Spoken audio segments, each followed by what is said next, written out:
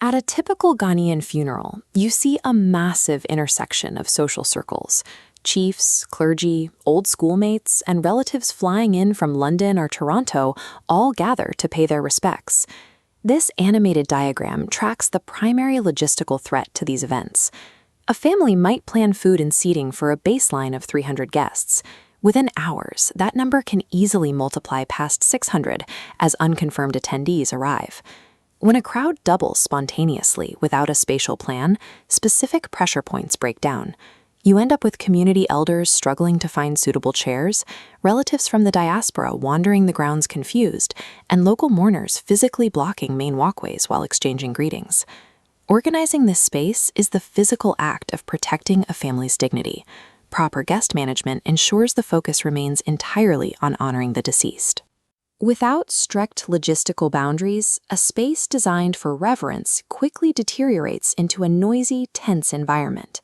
This isometric blueprint maps out a functional solution, dividing the funeral compound into 7 dedicated zones.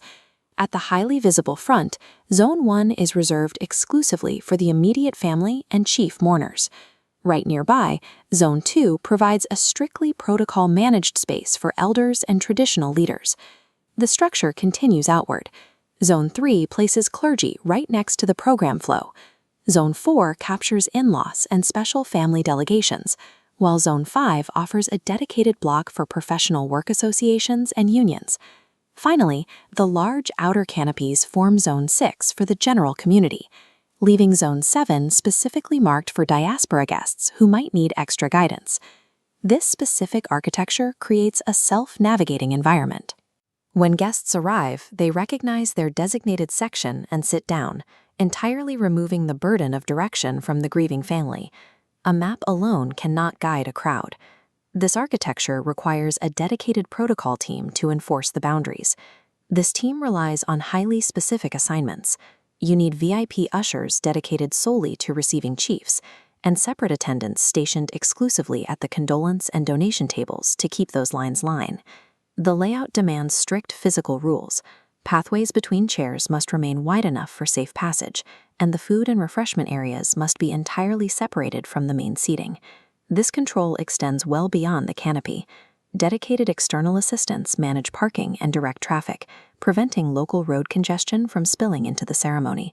Applying gentle, organized movement rules prevents bottlenecks. The result is an atmosphere that feels deeply respectful rather than rigid. Managing guests across a local community is one thing, but physical posters and word of mouth cannot coordinate a global guest list. A digital funeral page acts as a centralized hub before anyone even travels. It consolidates Google Maps links, specifies the traditional dress codes, and provides direct livestream access. Families use platforms like Ghana Memorial Products to host these tools, which also include secure, transparent links for digital donations. Deploying this digital layer gives the international diaspora a complete guide before they board a plane. By answering logistical questions online, it stops the grieving family's phones from ringing. When the spatial layout, the human protocol, and the digital tools all synchronize, the funeral grounds operate smoothly and invisibly. An organized system acts as a shield. It absorbs the logistical friction of a massive crowd, giving the immediate family the mental space to process their loss.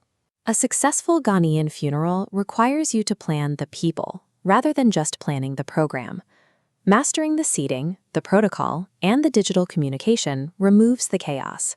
It grants the family the peace they need to truly honor a life well lived.